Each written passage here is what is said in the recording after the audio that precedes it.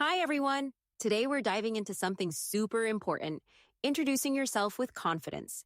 You know, first impressions really matter, don't they? Whether you're meeting a new friend, a coworker, or even someone at a party, how you introduce yourself kind of sets the tone for everything after. So let's make it count. Now let's start with some key phrases that can help you introduce yourself. These are like your go-to tools. Repeat after me. Okay? First, try this. Hello, my name is... Got it? Simple and clear. For example, I'd say, hello, my name is Eve. Easy, right? Next, where you live. This one helps people know a little more about you. So, for me, I'd say, I live in the United States. How about you? Think about where you're from and try it out. Here's another one. This is great for sharing your hobbies or interests. Like, I like to read books or I like to cook. It's a fun way to connect with people quickly. What's something you enjoy? Take a moment and say it out loud. And finally, I work at, or maybe I study at. Tell me, are you working or studying? Saying something like, I work at a restaurant, or I study at a school, adds a bit of personality to your intro. People love small details like that. You know, when I think about confidence, I always remember one of my students. Let's call her Maria. She was super shy when she first started. And honestly, she barely wanted to say hi. But after practicing introductions, like these phrases over and over, her confidence just blossomed. Now, she introduces herself so smoothly, you'd never guess she was nervous before. It's kind of amazing what practice can do, right? So don't worry if it feels awkward at first. We're all learning here, and I promise, with patience and practice, you can do it too.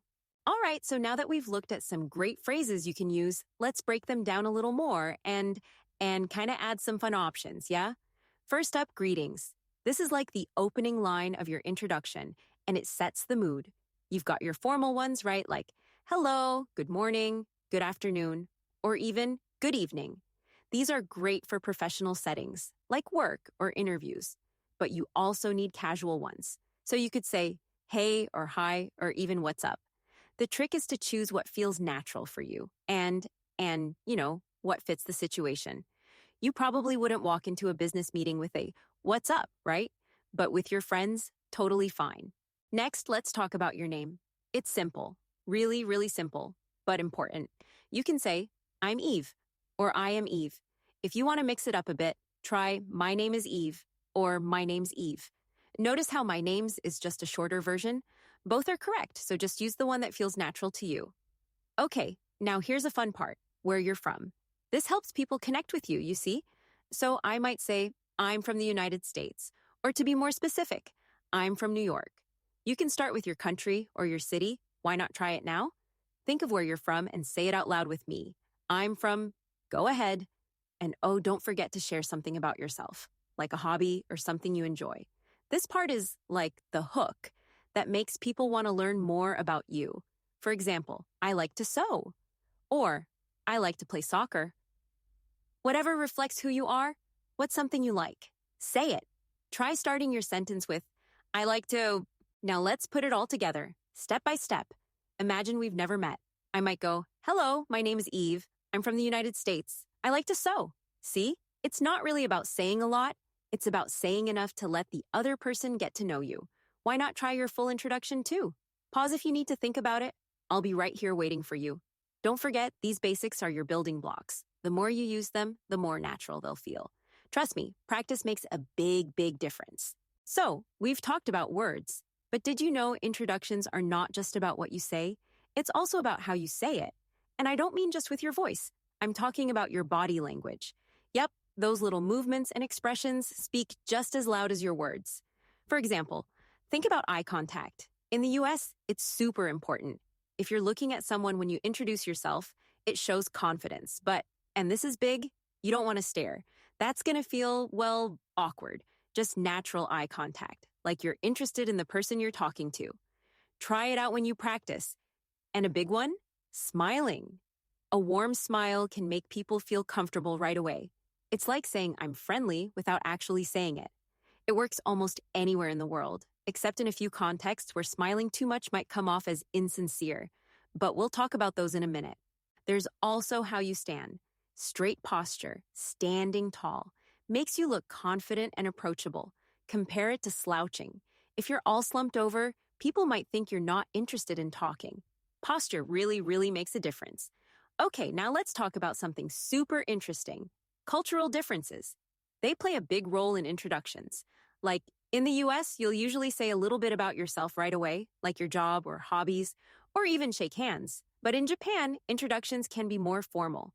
And bowing instead of shaking hands? Totally normal there. Another example? In some cultures, people might share personal information right away. But in others, like Germany, introductions can be more reserved. They might stick to just names and titles at first. Isn't it fascinating how these habits vary? That's why it's good, when you're in a new environment or with people from a different culture, to kind of observe how they introduce themselves. Then, you can match the tone. It's like speaking a common, unspoken language. Here's a fun way to practice. Role playing. You could pair up with a friend and take turns acting out introductions.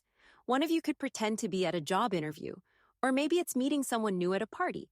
Try combining these body language tips, eye contact, smiling, standing tall, with the phrases we've already learned. It'll feel a little silly at first, I know, but it'll help you get more comfortable. And honestly, you'll start noticing how much smoother your introductions get the more you practice. The learning never stops. All right, let's wrap things up by talking about how to avoid common mistakes and, most importantly, how to build your confidence. Because let's be honest, introducing yourself in a new language can feel, well, a little scary sometimes, right? But don't worry, I've got you covered. First of all, one mistake beginners often make is rushing. You're excited, or maybe nervous, and suddenly, boom, everything comes out way too fast. Has that ever happened to you? The thing is, if you rush, people might not catch everything you say. So take your time, breathe, and speak clearly. It's totally okay to pause and think about your words. Trust me, it actually makes you sound more confident. Another thing to watch out for is using too much informal language, like phrases you might have picked up from movies or friends. They're fun, but if you're meeting someone like a teacher or a new colleague, using casual slang can come off a little, unprofessional. Instead, stick to the basics we've practiced earlier. You'll be friendly and clear, without any confusion. Okay, now let's move into building your confidence. One trick I love is practicing in front of a mirror. Yeah, it might sound silly, but hear me out. When you see yourself speaking, you can notice your facial expressions, adjust your eye contact, and even tweak your posture. It's like preparing for the real deal. Another tip is to visualize success. Imagine yourself nailing an introduction, people smiling back, the conversation flowing. This little mental exercise can really boost your confidence. Oh, and here's a good one. Practice with a friend or a language partner. It's like a safe zone where you can make mistakes and learn from them without feeling judged. And hey, let's talk about some resources that can help you out. Have you checked out language learning apps? Apps like HelloTalk or Tandem connect you with people around the world who want to practice conversations, just like you. There are even local language exchange groups where you can meet others in person. Honestly, tools like these can make a huge difference. So, here's your homework. Pick one thing, just one, from everything we've talked about today. Maybe it's slowing down when you speak, or maybe practicing in front of a mirror. But whatever it is, give it a try. You don't have to be perfect overnight.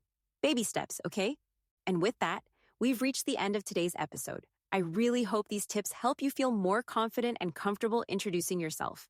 Remember, learning a new language takes time and patience, but you're doing amazing. And hey, thanks for spending this time with me today on English with Eve. Until next time, keep practicing and take care.